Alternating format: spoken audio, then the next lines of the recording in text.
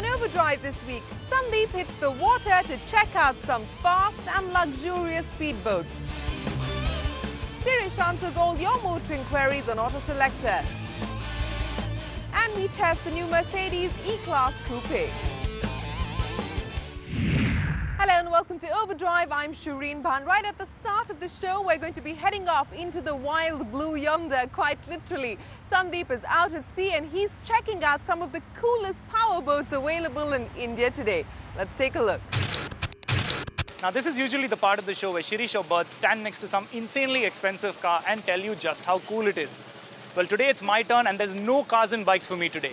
Instead, I'm going to introduce you to the world of boats. Why boating, you may ask? Well, take a look around. Over the past 3 years, the Indian boating industry has exploded into life.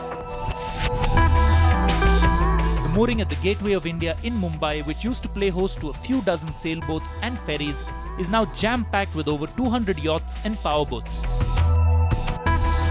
And it's not just restricted to Mumbai. The boating revolution is visible across the west and east coasts of India.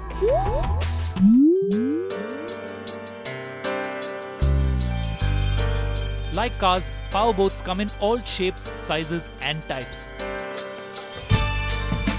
But here in the coastal waters of Mumbai, one brand has been catching the eye with its angular, aggressive, in-your-face designs.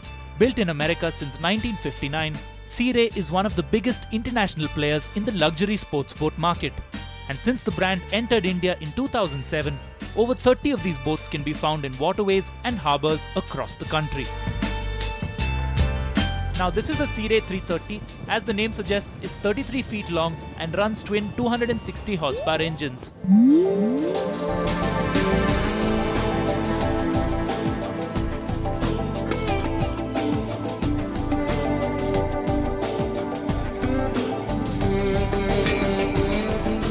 Sea Ray's entire range is built from composite fiberglass, which ensures the boats stay light and at the same time are stiff enough to take a real pounding in rough conditions.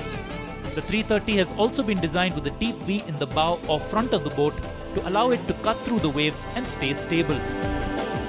Now typically the longer a boat, the more stable it is in waves. Though for every few feet of additional waterline length, be prepared to add a 0 or 2 to the check you're going to write. But whatever you choose to spend, the sheer thrill of crashing through the waves at speed is priceless. Wow! As you can see, the Sea Ray 330 doesn't just look stunning, it goes like stink too. And it's filled with technology that you probably haven't seen even on the highest end cars. So let's take a closer look at that.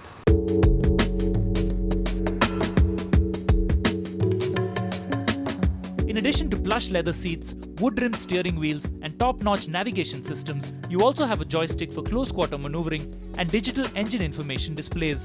But what you won't see even in the most high-end of cars is a cabin quite like this. Sea Ray has an options list longer than Homer's Iliad, but even in its most basic layout, this cabin offers all the essentials and a few luxuries thrown in for good measure.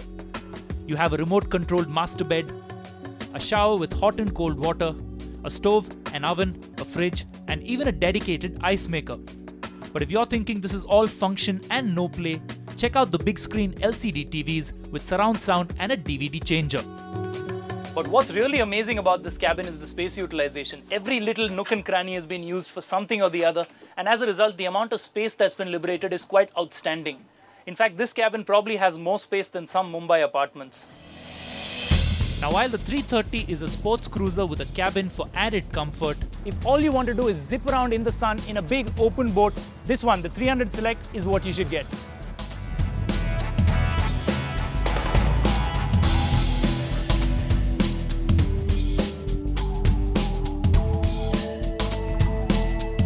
Like the stripped-out Porsche GT3 and Lamborghini Superleggera, the 300 Select does away with the cabin's excess weight in search of more performance. So the best place to enjoy this boat is from behind the wheel. Now, a powerboat is not unlike a car to drive. You have a steering wheel, you have a throttle system, but the biggest difference is the fact that you don't have brakes. In this case, putting your foot down really means using your right hand. But spend 15 minutes understanding the controls and you'll find yourself driving the boat comfortably in open waters. But while it is easy to accelerate away, coming to a stop requires prior planning and practice, as the only thing slowing you down is the water itself. Now, if you're in the market for one of these power boats, there are a whole host of engine options for you to choose from, and you're only limited by your budget. This particular boat is running two massive 350 horsepower engines. Now, that's a lot of poke under there. Let's see what it can do.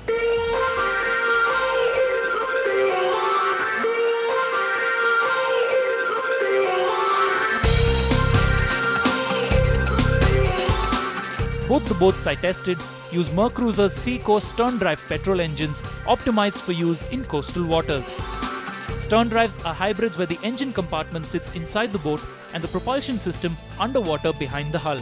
As a result, noise and vibration are greatly reduced while providing a massive jump in performance. All of Sea Ray's boats have an advanced drive-by-wire throttle and steering system. Now, what that basically means is you have a hydraulic system and you have a couple of electronic sensors that sense the load on the steering wheel and on the engines and adjust the pressure on the wheel, not unlike a power steering system. Okay, so I have no 0 to 100 times to impress you with, but acceleration is instant, and once up to speed, the wind in your face makes it feel like you're going a lot faster. For the record, given the right conditions, the 300 Select can touch 30 knots or 55 kilometers an hour on water. While it is remarkably stable and smooth even in choppy water, flicking this boat around and changing course is easy work. If thrills are what you seek, the 300 Select is ready to oblige, and you're just limited by how much lean you want to induce to impress your passengers.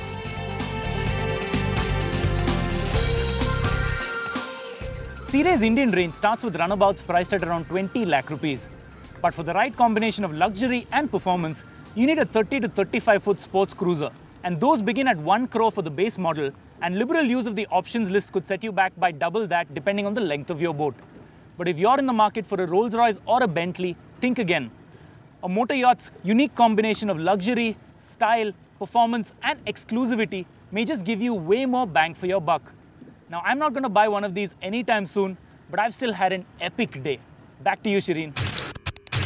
Well, that was just the first installment. We're going to be bringing you other kinds of watercraft on the show over the next few months, so stay tuned to Overdrive. Time for us to take our first commercial break, but when we return, it's time for us to answer your queries on Auto Selector with Sirish, and we bring you Mercedes' new E-Class Coupe.